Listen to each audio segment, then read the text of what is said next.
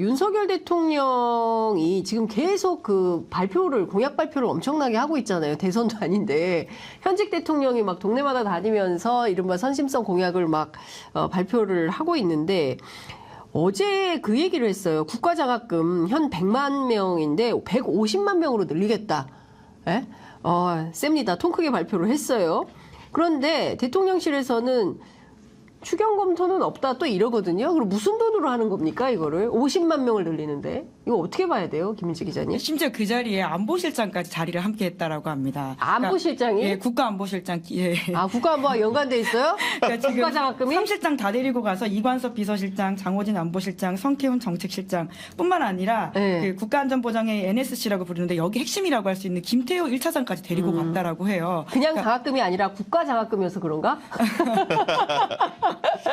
그러니까 진짜 이게 뭘까라는, 그러니까 정말 지금 뭐 민생이 위기고 외교안보가 위기다 이런 이야기를 하는데 대통령의 민생 토론에 지금 우리 국가안보를 책임지고 있는 분들까지 다 데리고 가가지고는 심지어 그분들이 어떤 발언을 한 것도 아니에요. 그냥 앉아 있었던 것이거든요. 네. 이렇게 대놓고 선거운동을 하는 모양새를 치르는 게 네. 뭐 대단하다. 근데 성관이가 왜 이렇게 조용한 거죠? 아니 멀리 갈 게 없는 게 현행법을 네. 따져보면 됩니다. 네. 공직서부 구조 1항을 보면 공무원은 선거 결과에 영향을 미치는 행위를 해서 안 된다고 규정하고 있어요. 네. 그 선거법 구조에 적용을 받는 공무원에는 네. 선출직 공무원의 가장 최고봉이라고 할 수 있는 대통령도 포함이 되는 거거든요. 네. 그러면 이 법문대로 해석을 하면 대통령이 선거 기간에 오해를 살 만한 특정 정당 지지 행위로 오해를 살 만한 일을 네. 하면 안 되는 겁니다. 우리가 그리고 과거의 사례가 있습니다. 노무현 전 대통령.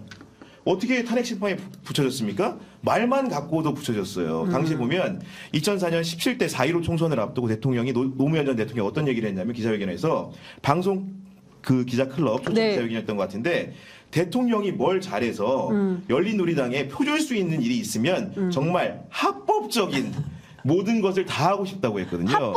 합법적으로 했다고 했는데 위법이라고 탄핵 소추가 됐습니다. 네. 그러면 이걸 그대로 돌려주면 네. 말만 갖고도 이런데 지금 네. 굉장히 수조 원대 투자가 쏟아지지 않습니까? 네. 대구 가서도 뭐라고 얘기했어요? 혁명적인 변화를 네, 예고했습니다. 그러니까요. 그러면서 2030년에 대구 신공항, 그리고 국가로봇 테스트베드, 그리고 뭐 도로 뚫겠다 뭐 이런 철도. 얘기들 SOC를 네. 잔뜩 풀었습니다. 네.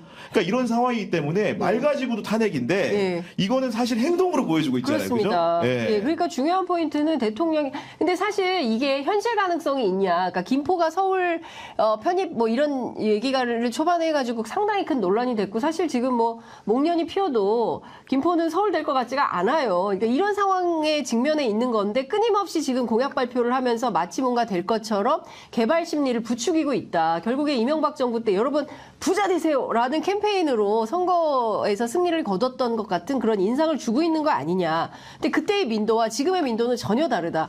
전부 유튜브 보면서 다양한 정보를 섭렵하면서 판단하고 계십니다. 유권자분들은. 그래서 이런 대통령의 선심성 행정 공약에 이렇게 별로 이렇게 흔들리지 않는다라는 말씀을 좀 드리고, 또 하나는 선관위가 너무 조용하다. 그렇지 않습니까? 선관위가 나서야 되는 거 아니에요? 네, 사실 선관위는 지금 자녀 채용 비리 이슈 때문에 오히려 내부 조직이 초토화되어 있어가지고 참 여러모로 참 이게 뭔가라는 생각이 드는데요. 다만 네. 이제 제가 국가안보실장까지도 가고 안보실 1차장 갔다 이런 지적을 드렸는데 네. 이에 대해서 대통령실 해명을 있습니다. 한국일보 보도를 보니까 네. 청년들의 해외 진출을 장려하고 안전을 챙기겠다는 내용이 담겼기 때문이다. 뭐 이런 이야기를 했다라고 네? 하네요.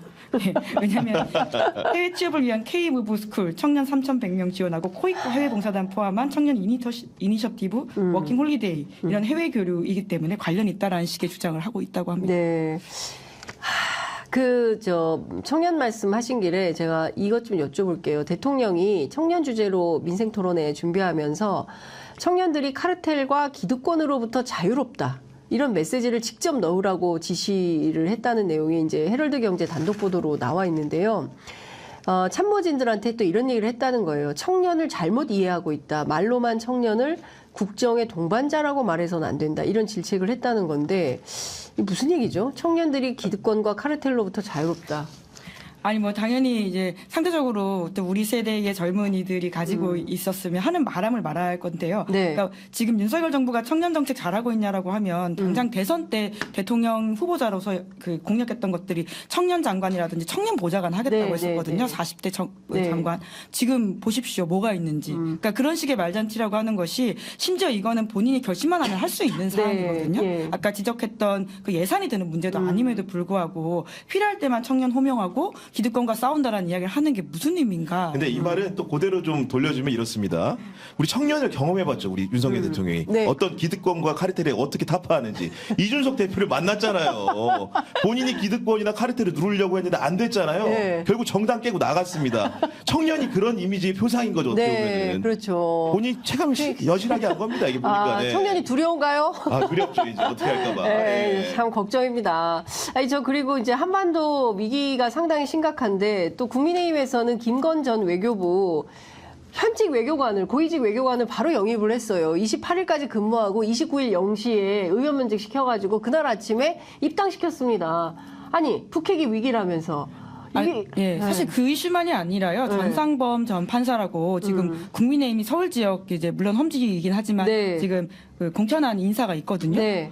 그분도 사실 판사로서 바로 옮겼다 이런 비판들을 받고 있고요. 네. 이렇게 지적할 게 한두 개가 아닌 상황인데 네. 스리슬쩍 계속 지나가고 있습니다. 그렇게 되면 이제 상대당이 그런 행동을 똑같이 해도 이제 비판 못 하는 것이죠. 근데 네. 이건 금도가 깨지는 이슈이거든요. 네. 어느 당이 하든 비판해야죠. 그러니까요. 지금 뭐 사실 좀 도무지 납득할 수 없는 일들이 상상 이상의 일들이 벌어지고 있는데 제대로 지금 마킹이 좀 잘 안 되는 것 같다. 그렇기 때문에 어떻게 해서든 22대 총선에서 따박따박 따져야 되는 이슈들이 분야별로 다 있습니다. 그래서 이번 국회가 정말 중요하다. 이제 이런 말씀을 좀 드려야 될 것 같습니다.